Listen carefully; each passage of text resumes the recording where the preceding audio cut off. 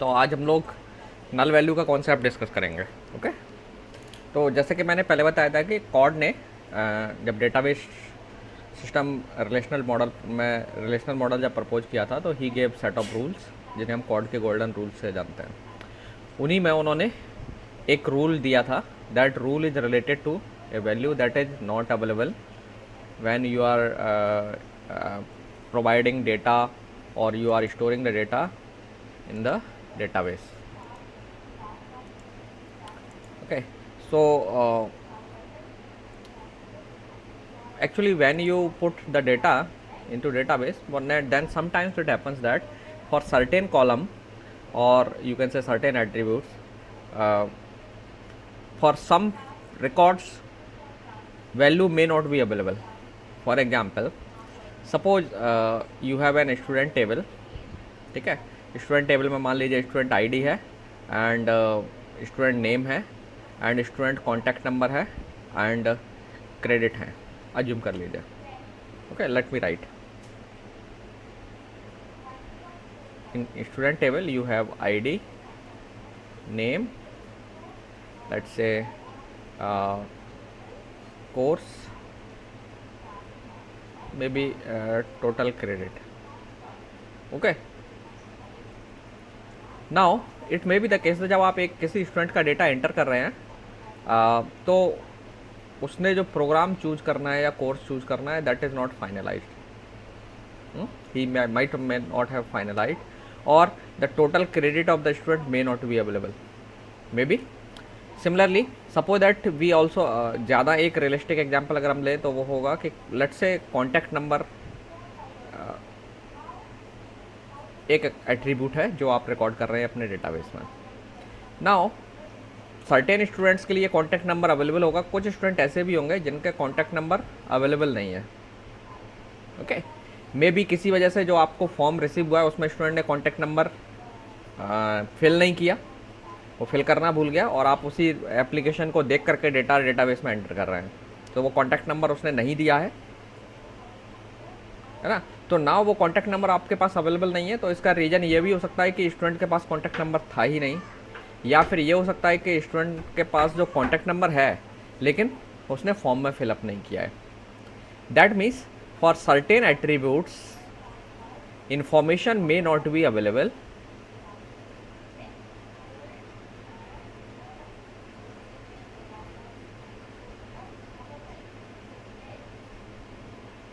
Okay. So ये जो information available नहीं है तो आपको इस कॉलम में कुछ ना तो कुछ वैल्यू फिल करना पड़ेगी, है ना। चाहे आप एक एम्प्टी वैल्यू ही रखें but you have to insert something. So इस तरीके की जो वैल्यू इस तरीके के जो केसेस जो होते हैं जहाँ पे एट्रीब्यूट की वैल्यू अवेलेबल नहीं है, तो उस नॉन अवेलेबिलिटी को रिप्रेजेंट करने के लिए हम एक स्पेशल वैल्यू यूज करते हैं। So we use a special value to represent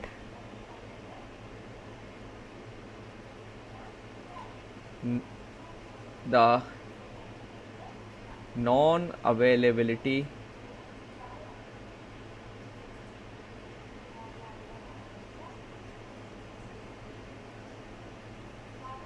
of an attributes value। ठीक है, सो वो जो नॉन अवेलेबिलिटी है, सो इसे हम एक स्पेशल वैल्यू जिसे हम नल से रेफर करते हैं इससे रिप्रेजेंट करते हैं। ठीक है, so null is a special value that represents non availability of information. Now ये जो नॉन अवेलेबिलिटी है ये दो वजह से हो सकती है, या तो स्टूडेंट ने या तो जो इन्फॉर्मेशन है वो प्रोवाइड नहीं की गई है, या जिस पर्सन के लिए जैसे स्टूडेंट है, जिस स्टूडेंट के बारे में हम इस इन्फॉर्मेशन की बात कर रहे हैं उसके लिए ये इन्फॉर्मेशन एप्लीकेबल ही नहीं है, दैट मीन्स एग्जिस्ट ही नहीं करती है उसके लिए information. Okay, so either information is not available right now और information may not be applicable to that person. दोनों ही केस में हम क्या करते हैं, नल वैल्यू को यूज करते हैं। Okay, so null value represents non availability of information in database. Now non availability के दो कारण हो सकते हैं, फिर से रिपीट कर देता हूं मैं। एक, या तो इन्फॉर्मेशन उस पर्सन के लिए अवेलेबल नहीं है, या वो इन्फॉर्मेशन उस पर्सन के लिए एप्लीकेबल ही नहीं है, क्योंकि वो उसके लिए एट्रीब्यूट की वैल्यू एग्जिस्ट ही नहीं करती है। वट एवर द सिनारियो, दोनों में से कोई सा भी केस हो, हम उस इन्फॉर्मेशन को जो है उस नॉन अवेलिटी को नल वैल्यू से रिप्रेजेंट करते हैं, ठीक है। And it is a special value which is domain independent, ठीक है, is a domain independent value.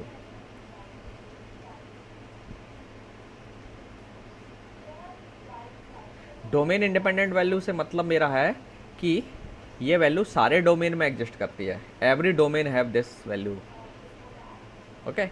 कोई भी एट्रीब्यूट हो उसके डोमेन में ये वैल्यू रहेगी, ठीक है। चलिए, सो अब जब आपने नल वैल्यू डेटाबेस में रखना शुरू कर दिया है, देन जब आप डेटाबेस को मैनिपुलेट करेंगे, then you should also decide कि ये जो नल वैल्यू है इसे हम इसका ट्रीटमेंट कैसे करेंगे, अगर ये किसी मैथमेटिकल एक्सप्रेशन में ऑकर होती है या रिलेशनल एक्सप्रेशन है उसमें ऑकर होती है। फॉर एग्जाम्पल, हम वापस से इंस्ट्रक्टर वाले एग्जाम्पल पर आ जाते हैं, आपकी जो टेक्स्ट बुक में है। इंस्ट्रक्टर कौन कौन से कॉलम है? ID, name, department name and salary, okay. Now may be the case that कि एक इंस्ट्रक्टर ने, लेट्स से जिसकी आईडी 100 है, डिपार्टमेंट जिसका नाम मैं कुछ ऐसे ही ले लेता हूँ एक्स, डिपार्टमेंट नेम CS है, और इसने अभी डिपार्टमेंट में ज्वाइन किया है, but his salary is not fixed, okay. Salary fixation के लिए कई सारे रूल्स होते हैं, due to certain issue the salary is not fixed for that person. Now जब इस पर्सन के लिए सैलरी अभी फिक्स नहीं हो पाई है और आपको इस पर्सन की इंफॉर्मेशन इस डेटाबेस में रखना है, तो आपको क्या करना पड़ेगा? यहाँ पर नल इंसर्ट करना पड़ेगा। So you will put record like that in the table 100 X CS and null, okay. Now अब प्रॉब्लम क्या आती है कि जब से आपने डेटाबेस में अब नल वैल्यू रख तो दी, लेकिन ये जो नल वैल्यू है मैथमेटिकल कैलकुलेशन जब आप करेंगे उसमें प्रॉब्लम कर सकता है। जैसे मान लीजिए आपने एक क्वेरी लिखी, सेलेक्ट सैलरी ग्रेटर देन 50,000 और इंस्ट्रक्टर, एंड इस पर आपने प्रोजेक्शन लगाया, आपको ऐसे इंस्ट्रक्टर्स के नाम चाहिए थे and may B department name आपको चाहिए था, ठीक है। नाउ अब आपको मालूम है ये सिलेक्शन में क्या होता है, ये कंडीशन हर रिकॉर्ड के लिए टेस्ट की जाएगी। So whenever you will check this condition, so आप एक एक करके सारे रिकॉर्ड्स पर जाएंगे कंपेयर करते हुए और सैलरी की वैल्यू चेक करेंगे। लेकिन जैसे ही आप कंपैरिजन करते हुए इस रिकॉर्ड के पास आएंगे, यहाँ पर आप देख रहे हैं सैलरी नल है। नाउ आपके लिए कंडीशन ये हो गई कि नल आपको ये टेस्ट करना है, greater than 50,000। What should be the outcome of this comparison? आप में से कोई बताएगा क्या होना चाहिए आउटकम?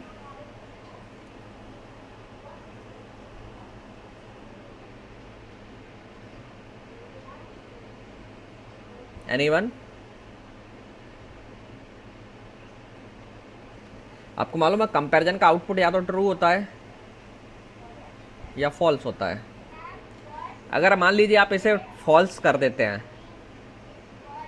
तो आप कह रहे हैं नल इज ग्रेटर देन और इक्वल टू 50,000, फॉल्स है, मतलब नल 50,000 से स्मॉल है। क्या ऐसा है? दैट मीन्स आप ये मान के चल रहे हैं फिर कि इस पर्सन की जो सैलरी है वो 50,000 से कम है, लेकिन एक्चुअली क्या है कि अभी सैलरी तय ही नहीं हुई, तो आप कैसे डिसाइड कर सकते हैं कि सैलरी 50,000 से कम है? या आप ट्रू मानते हैं तो कैसे कहेंगे कि आप 50,000 से ज़्यादा हैं? सैलरी दोनों 50,000 से कम, ज़्यादा भी हो सकती है, कम भी हो सकती है ना। तो ऐसी वैल्यूज के केस में जो कंपैरिजन है इसका आउटपुट प्रॉब्लमेटिक है। सिमिलरली हो सकता है कि आप सारे इंस्ट्रक्टर की सैलरी ऐड कर रहे हो, तो सारे इंस्ट्रक्टर की सैलरी ऐड की और उसमें लेट से उनका सम आया लेट से 8 लाख, प्लस नल, कितना आउटकम आना चाहिए समेशन का? Now can you take it zero? क्या आप इसे जीरो मानेंगे?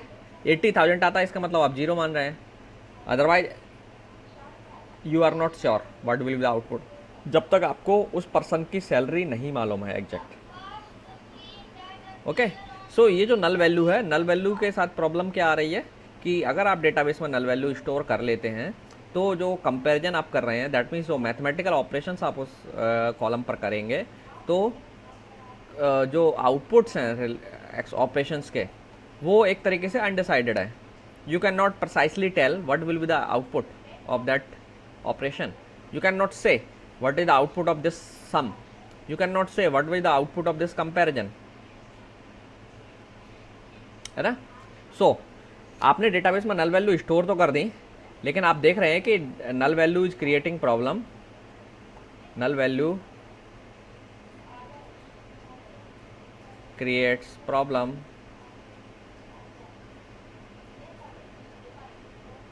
during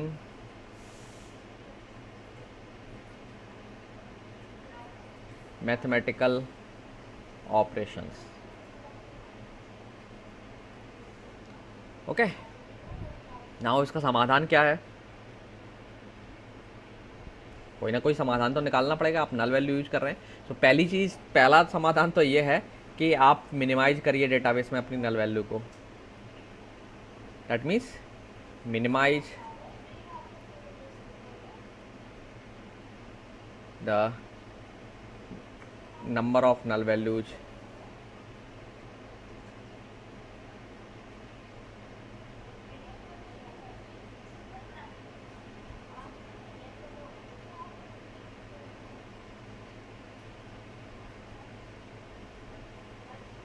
entering into your database। मतलब आप कोशिश करिए कि आपके डेटाबेस में नल वैल्यू कम से कम आए, ठीक है, आपके नल वैल्यू आए नहीं, क्योंकि लेकिन आप रोक नहीं सकते नल वैल्यू को कम्प्लीटली, लेकिन फिर भी कोशिश करिए कि नल वैल्यू कम से कम आए। नहीं आ, अब मजबूरी है आपकी कि नल वैल्यू रखना पड़ेंगी कई केसेस में, क्योंकि इन्फॉर्मेशन अवेलेबल नहीं है, ठीक है। तो आपको फिर कुछ और अल्टरनेट समाधान निकालना पड़ेगा, सो दैट ये जो मैथमेटिकल ऑपरेशन है इनका कुछ स्पेशल कुछ रिजल्ट निकल सके, इनका कुछ समाधान निकले, आप इन्हें ऐसे ही नहीं छोड़ सकते, ठीक है। तो इसके लिए फिर क्या किया गया कि जो ऑपरेशंस हैं हमारे मैथमेटिकल ऑपरेशंस, उनको थोड़ा सा रीडिफाइन किया गया। कैसे रीडिफाइन किया गया? सो डेटाबेस में एक अगेन मैथमेटिकल ऑपरेशन के ड्यूरेशन में जो आउटपुट आने वाला है उसके लिए एक अलग से वैल्यू स्पेसिफाई की गई, एक और वैल्यू ऐड की गई, अननोन, ठीक है। अननोन वैल्यू ऐड कर, अननोन का मतलब है we do not know, unknown generally नाम से ही पता चल रहा है, we do not know the value, what is the value. Now we can say that the result of this comparison is unknown, है ना। What is the output of this, या तो आप इसे अननोन कहिए, है ना, लेकिन समटाइम्स क्या होता है, अगर एक नल की वजह से आपका सारा गड़बड़ हो सकता है। जैसे मान लीजिए आपको एवरेज सैलरी निकालना है इंस्ट्रक्टर्स की, तो ये जो नल की वजह से सारा एवरेज अननोन हो जाएगा, तो कई बार बेटर होता है कि हम इन वैल्यूज को इग्नोर कर दें। सो आगे जब हम एग्रीगेशन ऑपरेटर्स पढ़ेंगे, then we will see that some operations ignore these values, तो हम इसे इग्नोर कर देंगे, छोड़ देते हैं, इसे काउंट ही नहीं करते हैं। जब हम एवरेज निकालेंगे तो ना तो इसे सम करना है और ना ही इसको काउंट करना है टोटल एंट्रीज के तौर पर, सो हम इसे इग्नोर कर देते हैं नल वैल्यू को। So we will redefine some functions like that कि या तो वो नल वैल्यू को इग्नोर कर दें या फिर अननोन वैल्यू यूज करें कैलकुलेशंस में। So for doing that now your operations need to be extended, खास करके जो रिलेशनल एंड लॉजिकल ऑपरेशंस है that need to be extended. So let's see how these operations has been extended. Now सबसे पहले हम आ जाते हैं कि जो लॉजिकल ऑपरेशंस हैं वो कैसे काम करेंगे। तो लॉजिकल ऑपरेशंस आपको मालूम है कौन कौन से हैं? You have and, then you have और, and you also have not. ठीक है। सो एंड में अगर आप देखें, suppose that X and Y are two the variables and you are doing X and Y, तो मैं ट्रू को टी लिख रहा हूँ या एफ को फॉल्स लिख रहा हूँ। तो कॉम्बिनेशंस आप देखें तो एंड ऑपरेशन कैसे काम करता है, सब लोग जानते हैं ना, truth table, this is true, this is false, this is false, this is false. So now you what you can say, and operation output तब ट्रू देता है जब सारी वैल्यू ट्रू हो, है ना। अगर एक भी वैल्यू फॉल्स है तो आउटपुट फॉल्स होता है ना। दिस इज वेरी इंपॉर्टेंट, अगर एक भी पैरामीटर की वैल्यू फॉल्स है then output is false. So now we need to extend this definition, क्योंकि अब एक्स वाई में जो पॉसिबल वैल्यूज हैं वो ट्रू ट्रू ये तो हो ही सकती हैं, अननोन भी साथ में हो सकती है ना। सो that means you might have one more entry, true and unknown. I am writing you for unknown, ठीक है, कैपिटल यू, सॉरी। देन एक इसका रिवर्स भी हो सकता है, unknown true, unknown false, false unknown, और दोनों अननोन, है ना। ये और क्या पॉसिबिलिटी कर सकती हैं। तो इसमें दोनों में दोनों का आउटपुट आप क्या कर सकते हैं ना। आपको मालूम है कि अगर एंड ऑपरेशन में एक इनपुट फॉल्स होता है तो आउटपुट फॉल्स होता है, तो इसमें तो कोई कन्फ्यूजन नहीं है, आप इसे फॉल्स कर सकते हैं। This is also can be marked as false. What about this and this, एक ट्रू है और दूसरा अननोन है। आप जानते हैं एंड ऑपरेशन में कि अगर एक वैल्यू ट्रू है तो जो आउटपुट है फाइनली वो दूसरी पर डिपेंड करता है। अगर दूसरी भी ट्रू है तो ट्रू, दूसरी फॉल्स है तो false. So that means output को आप इसे अननोन बोल सकते हैं। In that case you can call it unknown. अच्छा, दो अननोन है then result will be unknown. So this is how we extend our and operation, ठीक है। सो अभी तक पहले जो आपकी ट्रुथ वैल्यूज थी दो पॉसिबल थी, ट्रू एंड फॉल्स। नाउ हमने एक और ट्रुथ वैल्यू ऐड कर दी है, that is unknown, and this will be the now table for and operation. Okay, got it?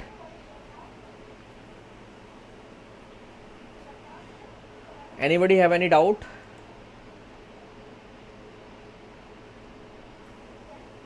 Am I audible?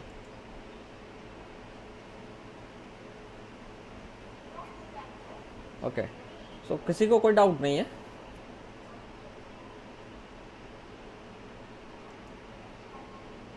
So that means या तो सब लोगों को सब कुछ समझ में आ रहा है या कुछ भी समझ में नहीं आ रहा है। दोनों ही केसेस, दो ही पॉसिबिलिटी होती हैं जब क्वेश्चंस नहीं रेज होते हैं। चलिए, बाय द वे जो भी केस हो, नाउ हम आ जाते हैं और ऑपरेशन पर। और ऑपरेशन के बारे में आप क्या जानते हैं?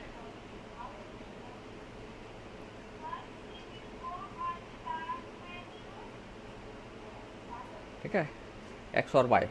सो you have true true, true false, false true, false false, है ना। इसके बाद अब true unknown, unknown true and unknown false, false unknown, unknown unknown। सो और की ट्रूथ टेबल क्या होगी आपको मालूम है, ट्रू और ट्रू ट्रू होता है, एक फॉल्स और ट्रू ट्रू होता है। दैट मीन्स अगर एक भी इनपुट ट्रू है तो आउटपुट ट्रू होता है। This is false. What you will say about this? एक ट्रू है एक अननोन है, क्यों?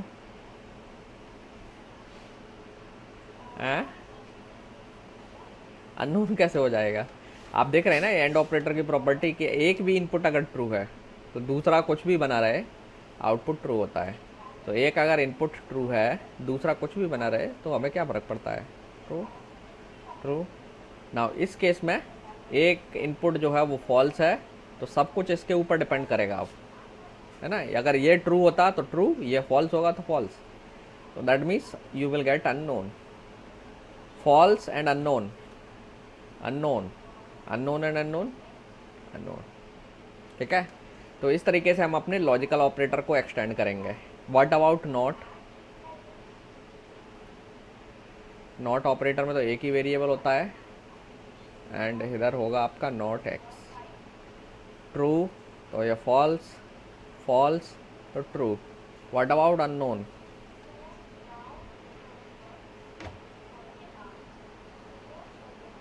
यू कैन नॉट से। नॉट अननोन से क्या मतलब निकलेगा? नॉट अननोन मतलब आप जानते हैं, नोन है है ना। मैं ये कहता हूँ कि आपकी सैलरी, मान लो आपकी एक कंपनी है, गूगल में जॉब लग गई, ठीक है, आपकी सैलरी अननोन है, गूगल ने आपको बताया ही नहीं है। अब आप कहिए कि उसका नेगेट करके बताओ कितनी सैलरी है। अननोन तो अननोन नहीं बदलने वाला है ना, अननोन विल रिमेन अननोन। ठीक है, क्योंकि अननोन अगर ट्रू होता तो आप इसे फॉल्स बोल देते, फॉल्स होता तो ट्रू बोल देते। अननोन अननोन क्यों है? क्योंकि आपको वैल्यू नहीं पता है। तो अगर वैल्यू पता होगी दैट मीन्स ट्रू है तो फॉल्स, अगर फॉल्स होगा तो ट्रू। लेकिन कुछ है ही पता ही नहीं है, तो आप अब क्या कहेंगे? जब ये अननोन है तो अननोन ही रहेगा। ठीक है, if something is unknown then उसका इन्वर्स नेगेट करने से कोई फर्क नहीं पड़ने वाला है।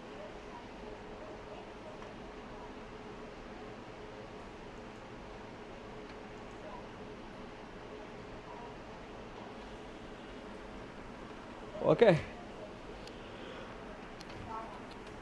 so this is how your operators are extended,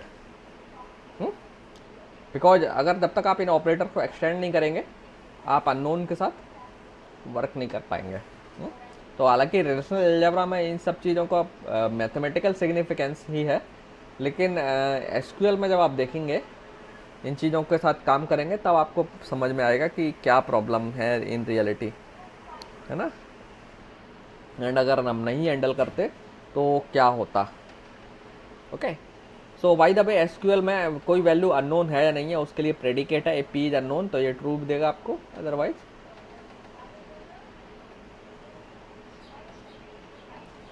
false देगा, है ना। सो आप एक कंडीशन को चेक कर सकते हो कि एक एट्रीब्यूट की वैल्यू अननोन है या नहीं है, तो उसके लिए स्टेटमेंट है आपके पास, P is unknown. Okay,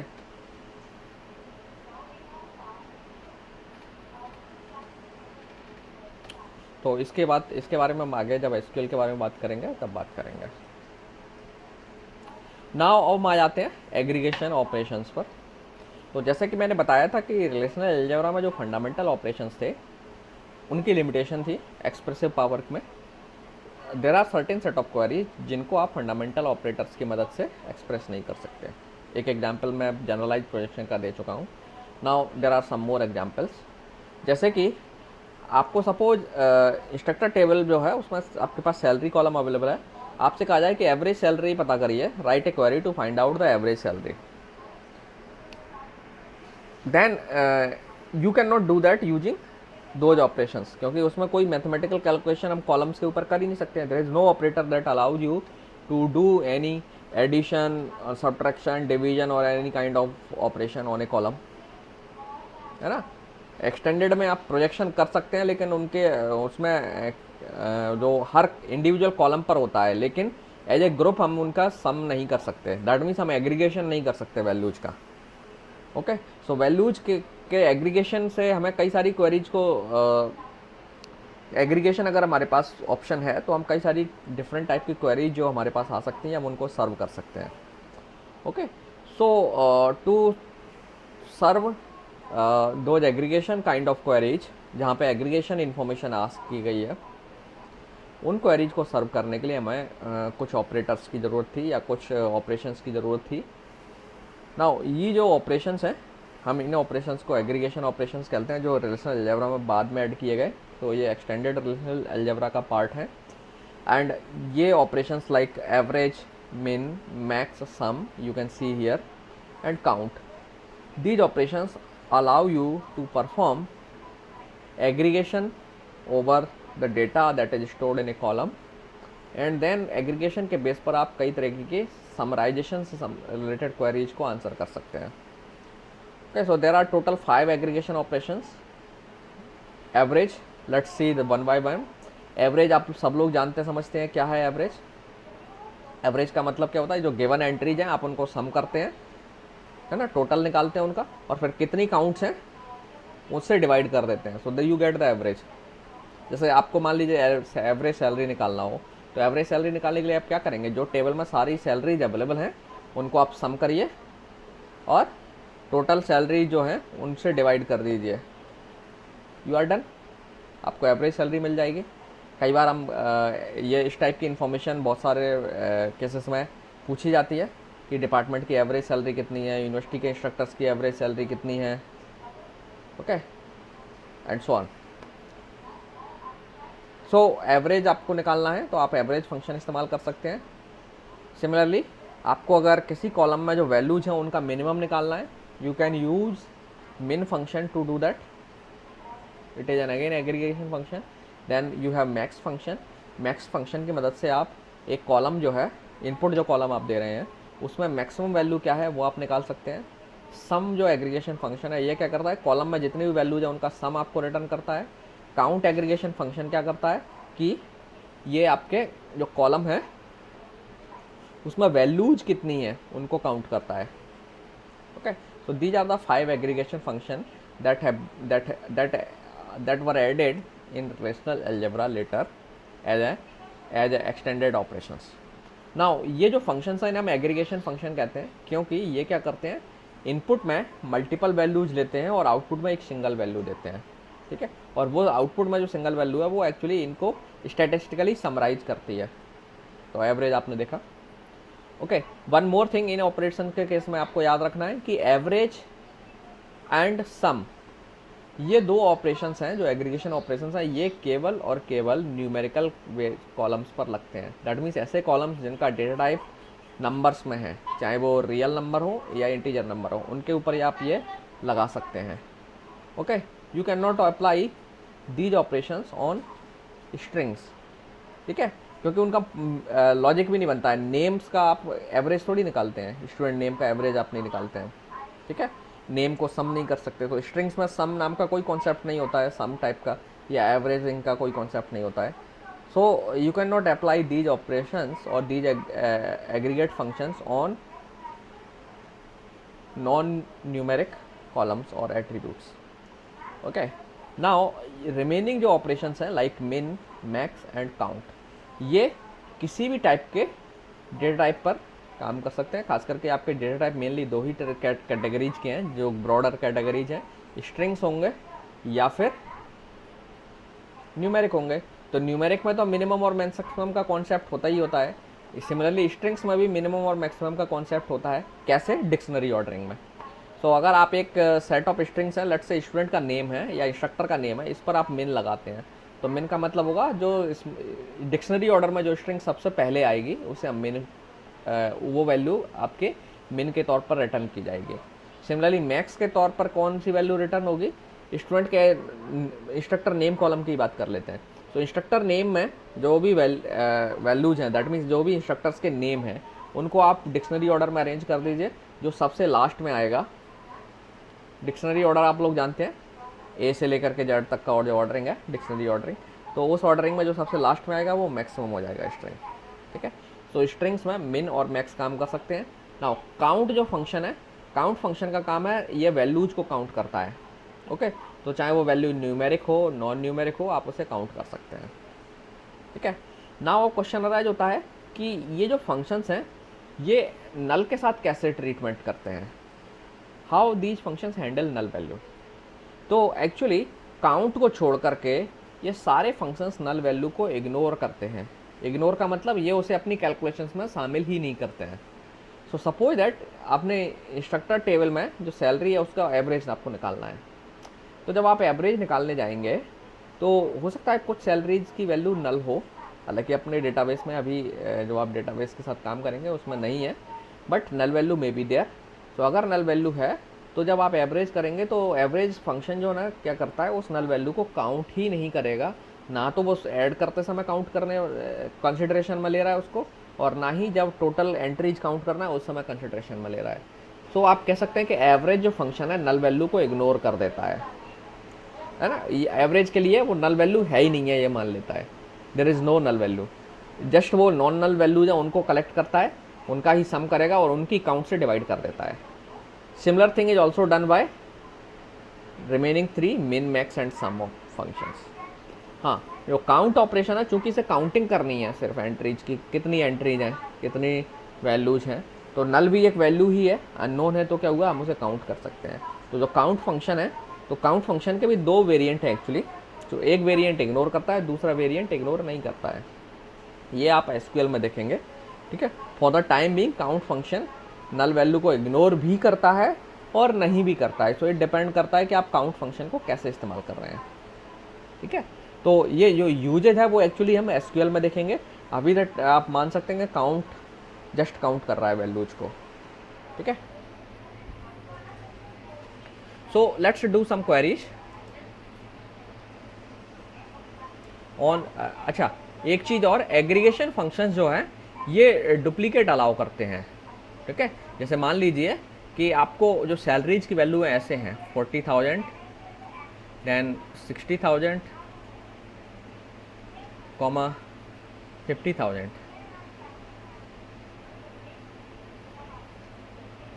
okay, and may be एक और वैल्यू 40,000 हो सकती है। तो आपने देखा कि ये जो जनरली कॉलम्स जो ना क्या होते हैं, जो आपके जो टेबल्स हैं वो सेट होती हैं, लेकिन आपकी जो एग्रीगेशन ऑपरेशन है ये मल्टी सेट के ऊपर काम करते हैं। That means they use the their underlying platform is multi set. Multi set का मतलब है ऐसा सेट जिसमें डुप्लीकेशन अलाउड है। तो चूंकि ये ऐसा करने का एक ओबियस रीजन भी है, जैसे मान लो आपको सैलरीज का एवरेज करना है, तो ओबियसली कई इंस्ट्रक्टर्स ऐसे होंगे जिनकी सैलरी सेम होगी, है ना। तो आप उन वैल्यूज को इग्नोर नहीं कर सकते, you need to consider them. Similarly आपको सैलरीज का सम करना है, तो क्या आप ऐसा करेंगे कि ये जो सैलरी 2 बार आई है तो हम इसे एक ही बार कंसिडर करें? गलत हो जाएगा ना। तो जो आपके जो एग्रीगेशन ऑपरेशंस हैं they work on multi set. So ये जो सेट है मल्टी सेट है, एंड मल्टी सेट में क्या होता है, डुप्लीकेशन अलाउ रहता है। दैट मीन्स हम डुप्लीकेट वैल्यू को अलग अलग ट्रीट करते हैं। So these are the 2 different values. अगर हम इन्हीं ऑपरेशन को हम सेट के ऊपर लेकर के चलते तो फिर वो एक ही बार काउंट करता 40 को, ठीक है। लेकिन आपके aggregation operations are defined on multi sets, so that means they consider duplicate values as different values. Okay, this is very important fact that you should remember. Okay, now अब let's do some query. So पहला है कि write a query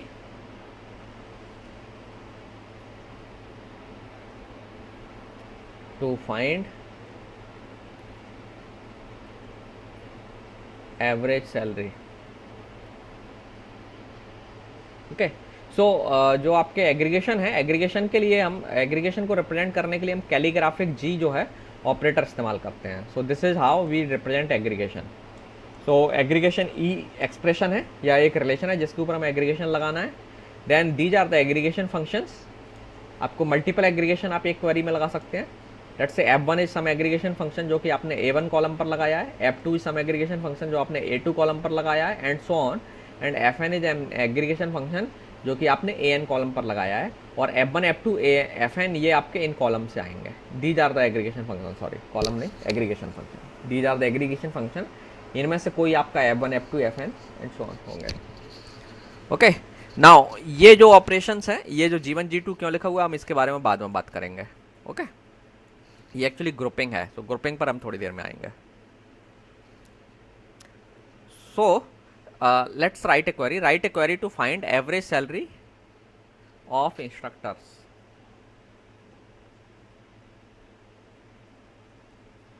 Okay, so आपको मालूम है instructor table में 4 column है, ID, name, department name and salary, and you need to find out the average salary.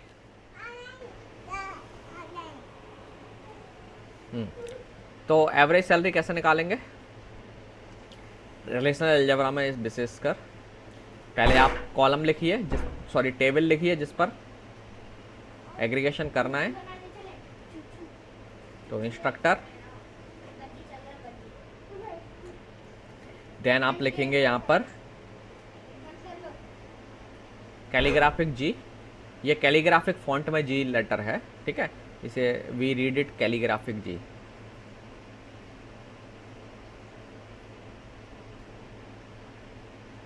Ji okay, so ये जो लेटर है ये कैलीग्राफिक फॉन्ट में जी है। ओके, इंग्लिश का एक फॉन्ट होता है, कैलीग्राफिक बोलते हैं उसको। नाउ एग्रीगेशन हमें किस कॉलम पर करना है? सैलरी कॉलम पर। और कौन सा एग्रीगेशन करना है? Average. So we will write AVG and salary. बस इतने से जब आपको आउटपुट में एवरेज सैलरी जो भी इंस्ट्रक्टर की वो मिलेगी। आसान है। नेक्स्ट क्वेरी, अगर मान लीजिए आपको सैलरी का सम निकालना हो,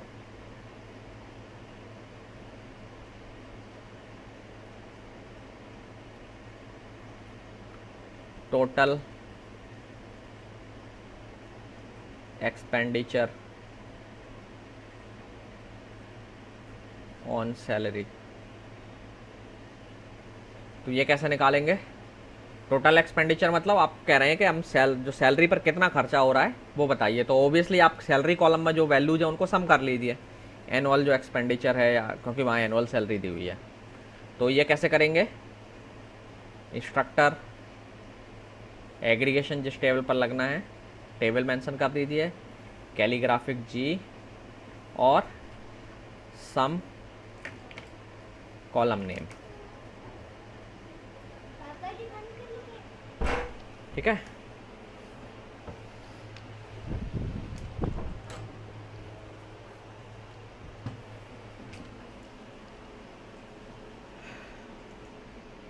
next, let's say you are told to find out both the average salary and total salary, तो यह कैसे करेंगे आप?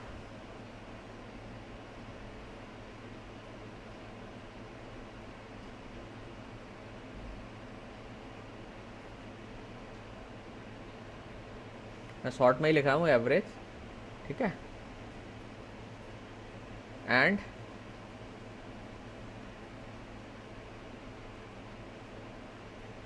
Total salary of instructors.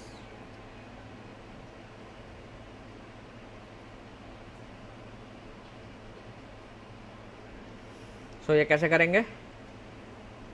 Calligraphic ji, average salary है ना, तो एवरेज और ब्रैकेट में सैलरी, कॉमा सम सैलरी। किस टेबल पर करना है? क्योंकि सैलरी कॉलम इंस्ट्रक्टर से है तो इंस्ट्रक्टर।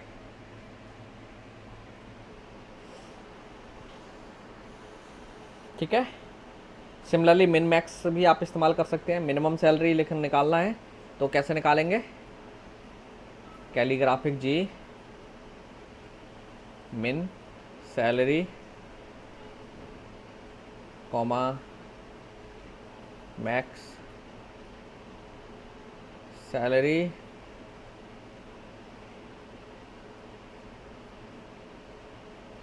इंस्ट्रक्टर।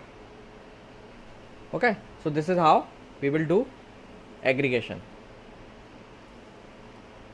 Now अब समटाइम्स हमें ज़रूरत पड़ सकती है, ये तो था कि टोटल एग्रीगेशन हो रहा है, सारे टेबल के ऊपर एग्रीगेशन हो रहा है, सिंगल यूनिट को ट्रीट, हम सारे टेबल का जो कॉलम है उसे सिंगल यूनिट ट्रीट कर रहे हैं। Sometimes we may be interested कि हमें डिपार्टमेंट वाइज एवरेज सैलरी चाहिए, है ना।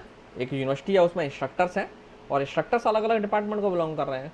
So sometimes university authority may be interested in knowing what is the average salary of each of the department. So now आपको department wise average salary चाहिए। So this is called grouping.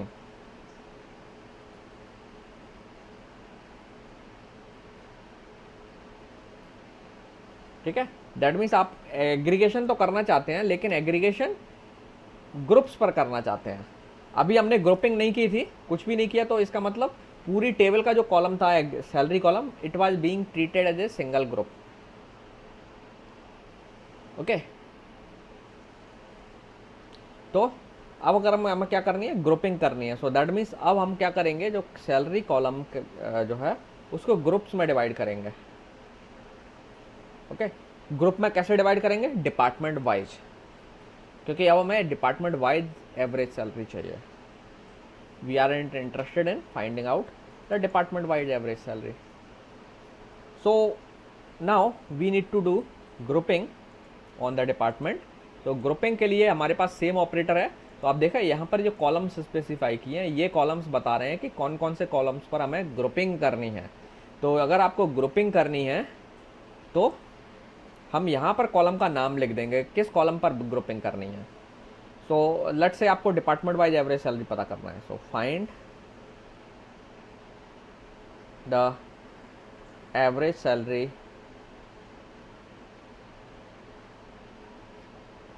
For each of the departments।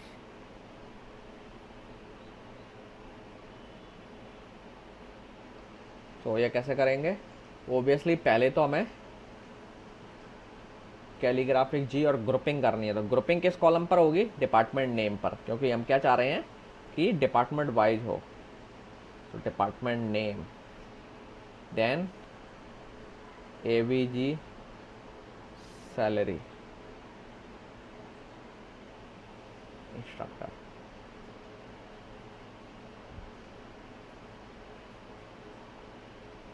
Okay,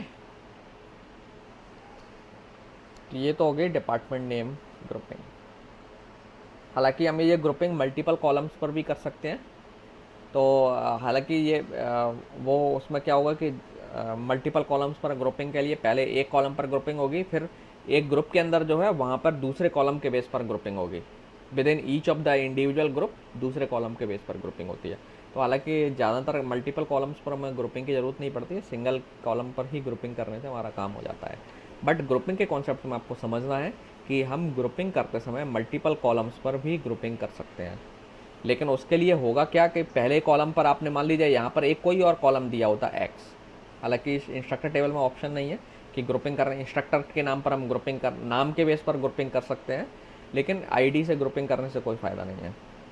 okay, तो यहाँ पर grouping कैसे होती है कि पहले इंस्ट्रक्टर टेबल के लेट्स से सीएस डिपार्टमेंट के रिकॉर्ड्स को एक साथ कर लिया जाएगा, उनका एक ग्रुप बन गया।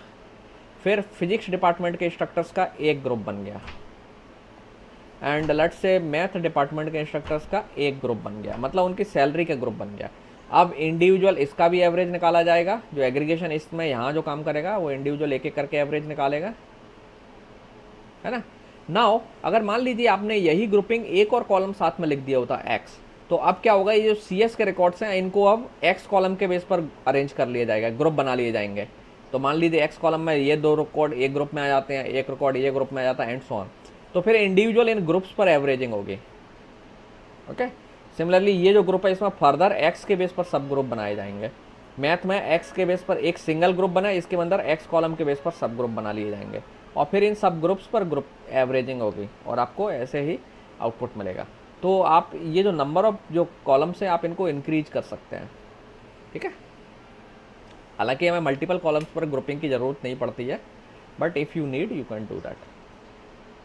Okay, so this is how we will do grouping and aggregation.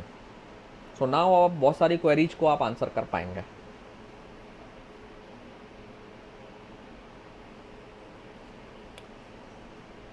तो अब आप कुछ अपने होमवर्क के लिए क्वेरीज लिखिए। तो we are done with aggregation. So next class में हम लोग कुछ और चीज़ें डिस्कस करेंगे। अभी हमने ग्रुप के ऊपर भी कंडीशंस लगा सकते हैं जो, तो we will also discuss them. Aggregate function, अच्छा वो हैविंग क्लॉज इसमें होता है, यहाँ नहीं दिया इसमें रिलेशनल अलजेब्रा में। ओके, सो ये जो डिस्कशन हम लोग कर रहे हैं, ये डिस्कशन आपको बहुत काम आने वाला है जब हम आगे एसक्यूएल पढ़ेंगे। तब देखेंगे आप कि ये सारे कॉन्सेप्ट जो अभी हमने डिस्कस किए हैं लाइक एग्रीगेशन और ये सब, ये एज इट इज़ वहाँ भी एप्लीकेबल होंगे जब हम एसक्यूएल स्टडी करेंगे, ठीक है। तो अब आप कुछ अपने होमवर्क के तौर पर कुछ क्वेरीज लिख लीजिए। तो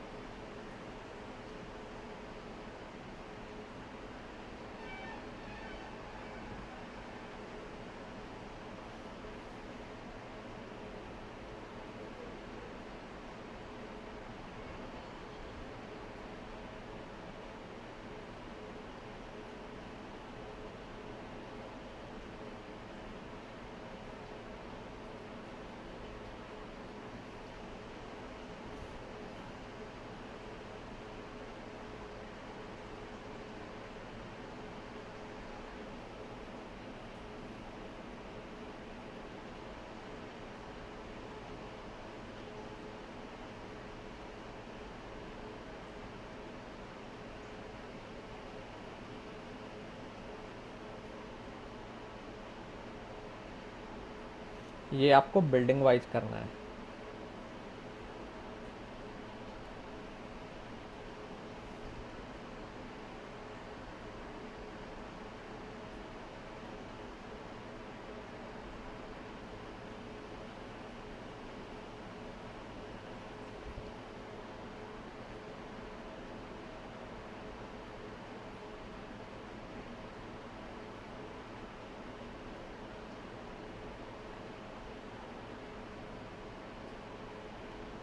इंस्ट्रक्टर्स को मिनिमम और मैक्सिमम सैलरी कितनी मिल रही है?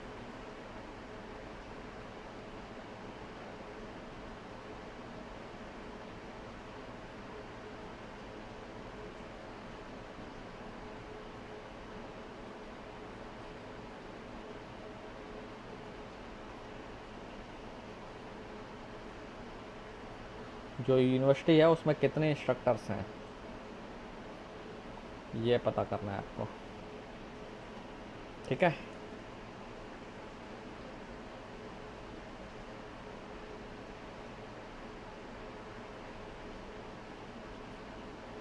Department wise minimum and maximum salary.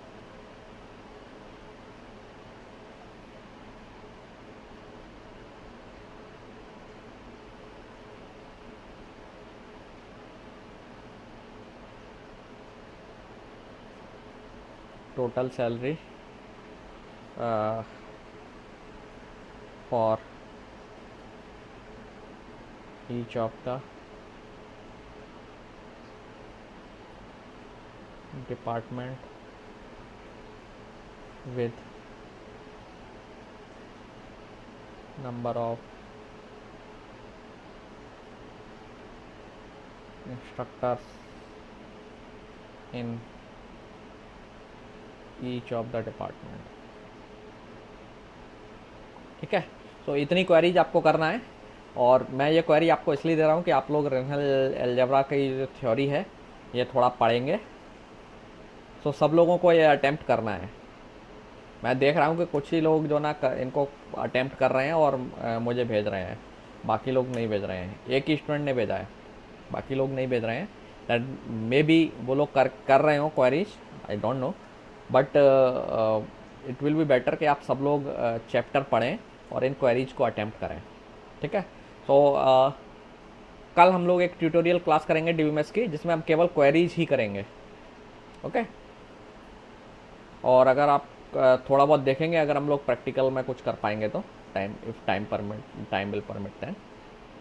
Okay, तो फॉर द टाइम बिंग आज आप इतना ही करिए, और बुक ज़रूर पढ़ना है। बुक नहीं पढ़ोगे तो कुछ भी समझ में नहीं आएगा आपको। साथ साथ आप पढ़ते चलिए। सो मैं सजेस्ट करूँगा कि आप चैप्टर 6 को अच्छे से पढ़ लें। ओके, अभी हम इसमें कुछ और क्वेरीज की प्रैक्टिस करनी है।